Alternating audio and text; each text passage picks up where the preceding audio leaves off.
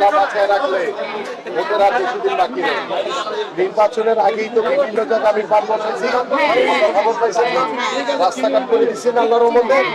নির্বাচনের আগে যদি এগুলি করতে পারি, তাহলে নির্বাচনের পরে যদি আপনারা ধানের শীষে ভোট দিলে তাহলে আরো কি করতে পারবো আপনাদের কথা। আগামী 5 বছর শুনবো আমি, আগামী 5 বছর আল্লাহ বাঁচায় রাখলে তার চেয়ে আরো বেশি। কিন্তু এখন আমার কথা শুনেন, আমার কথা হচ্ছে আগামী 12 তারিখ আপনারা সবাই একত্রিত হয়ে ভোট কেন্দ্রে যাবেন। গেলে ধানের শীষে ভোট দিলে সবার আগে আপনাদের স্থায়ী পুনর্বাসন হবে। তো লিফলেটটা কই দেখেন, 1 নম্বরে লেখা আছে, দেখছেন? এই যে উর্দুভাষী জনগণ সকল নাগরিক সুবিধা নিশ্চিত করে স্থায়ী পুনর্বাসন ও সামাজিক মর্যাদা প্রদান।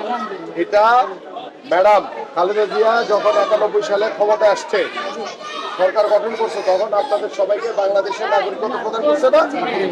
তারেক রহমান বলছে যে তিনি যদি সরকার গঠন করতে পারে তাহলে সবার আগে আপনাদের স্থায়ী পুনর্বাসন করবেন ইনশাআল্লাহ। এটা গেল 1 নাম্বার।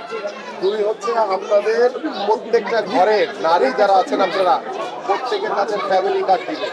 ফ্যামিলি কার্ডে থাকলে 2000 থেকে 2500 টাকা কিংবা সর্বনিম্ন 25 কেজি চাল, ডাল, তেল এগুলি থাকবে। এটা প্রতি মাসে সরকারের পক্ষ থেকে বিনামূল্যে ফ্রি আপনারা আজীবন পাবেন, আজীবন পাবেন। যতদিন আল্লাহ বাঁচায় রাখে ততদিন আপনারা এটা পাবেন। ভোট হচ্ছে আপনাদের আমানত। এটা কি 500-1000 টাকার বিনিময়ে কি আপনারা এই আপনাদের আমানত বিক্রি করে দিবেন?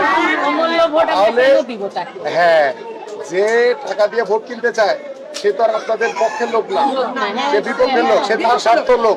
তা করে খুঁজেও পাবেন না কোনোদিন আপনারা। কিন্তু আমি আপনাদের এলাকার সন্তান, চাইলে আমার পাশে ইস্টার্ন হাউজিং, চাইলে দৌড়াই যেতে পারবেন আমার কাছে, আমিও আপনাদের কাছে আসবো। আমি প্রথমেই বলছি কি যে আগামী 12 তারিখ পর্যন্ত আমার কথা শুনেন, আগামী 5 বছর তারপরে আমি আপনাদের কথা শুনবো ইনশাআল্লাহ। যারা এনআইডি কার্ড এবং বিকাশ নাম্বার চায় তাদের বিষয়ে আশেপাশে যারা আছে সবাইকে সতর্ক করে দিবেন।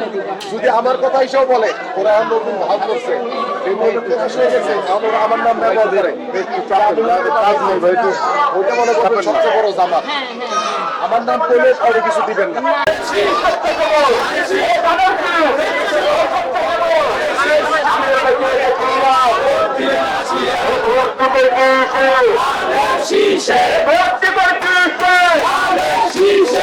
আপনারা আগামী 12 তারিখ ধানের শীষে 12 তারিখ ভোট কেন্দ্রে গিয়ে সবাই মিলে ধানের শীষে ভোট দিলে আল্লাহর রহমতে সবার আগে আপনাদের স্থায়ী পুনর্বাসন হবে। 1 নম্বর এই যে লেখা আছে এখানে 1 নম্বরে স্থায়ী পুনর্বাসন। হ্যাঁ, এটা রাইকে আমার থেকে একটা করে বুঝে নিবেন আপনারা, ঠিক আছে?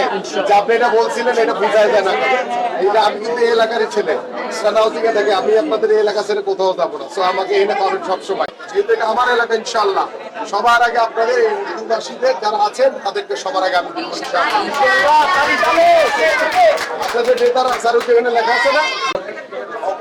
সরকার ছিল, তারা কি করছে? তাদের আপনাদের জন্য যেটা বরাদ্দ হয়েছে সেটা তাদের নেতাদের দিচ্ছে, নেতারা তাদের স্বজনদেরকে দিয়া শেষ করে ফেলছে। আপনারা পান না। এইবার সরাসরি আমি আপনাদেরকে বুঝাই দিব। ঠিক আছে? এখন আপনাদের কাজ কি? আমি আপনাদের সতর্ক করার জন্য বলছি যে আপনাদের ভোট হচ্ছে আপনাদের আমানত। এইটা কোনো অবস্থাতেই টাকার বিনিময়ে বিক্রি করবেন না, ঠিক আছে?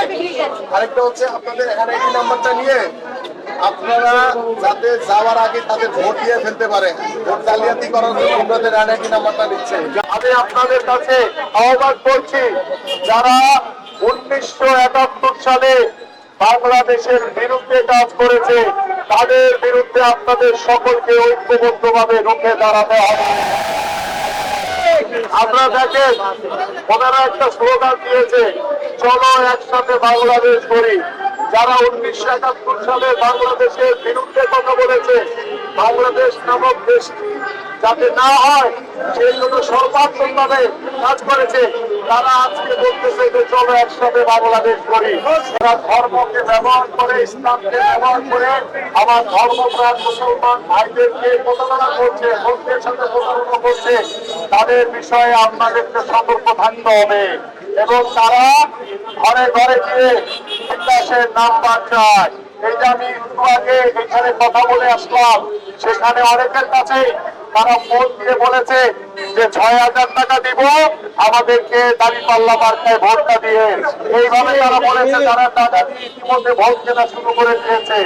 আবার তারা এনআইডি নাম্বার দিচ্ছে, ভোটার আইডি কার্ড নাম্বার নিয়ে তারা জাল ভোট দেওয়ার পরিকল্পনা করছে। আমি আমার সাধারণ যারা নেতৃবৃন্দ, সাধারণ এলাকার মানুষ রয়েছে, আপনারা সতর্ক থাকবেন, কারণ জনগণ আমাদের সাথে রয়েছে। স্বতঃস্ফূর্ত অংশগ্রহণের মাধ্যমে আমরা আগামী ত্রয়োদশ জাতীয় সংসদ নির্বাচনে ধানের শীষের প্রতীক নিয়ে নিরপেক্ষভাবে সুষ্ঠু নির্বাচনের মাধ্যমে আমরা জনগণের সরকার প্রতিষ্ঠিত করব। আমরা ধানের শীষের প্রতীক নিয়ে নির্বাচিত হয়ে আল্লাহর রহমতে সরকার গঠন করে আমরা দল মত নির্বিশেষে এই সমাজের সকলকে একসাথে নিয়ে আমরা পথ চলতে চাই। সবাইকে সম অধিকার প্রতিষ্ঠার মাধ্যমে আমরা পরিপূর্ণ বাংলাদেশে গণতন্ত্র প্রতিষ্ঠা করতে চাই। আমি আপনাদের কাছে আহ্বান করছি, আপনারা সহনশীল থাকবেন, ধৈর্যশীল থাকবেন, কারণ ওই যে সংগঠন যারা রাজাকার, যারা দেশ বিরোধী, তারা কিন্তু আপনাদেরকে উস্কানি দিবে। তাদের উস্কানিতে আপনারা পড়বেন না। আপনারা সহনশীল ধৈর্যশীল আচরণ করবেন, কারণ জনগণ আমাদের সাথে রয়েছে, জনগণের ভালোবাসা আমাদের সাথে রয়েছে। আপনাদের ভয় পাওয়ার কোনো কারণ নাই, কারণ ভয় পাবে কারা? যারা দেশের বিরুদ্ধে ছিল। নির্বাচনের আগে দেখতেছেন, নির্বাচনের পরে তাদের ছায়াও দেখবেন না আপনারা।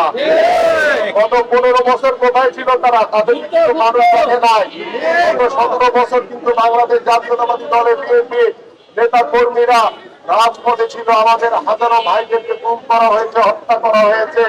কিন্তু যারা আজকে ক্ষমতার বহে পড়ে বিভিন্ন মিথ্যাচার প্রপাগান্ডা করছে, তাদেরকে কিন্তু গত 15 বছর কোথাও দেখা যায় না।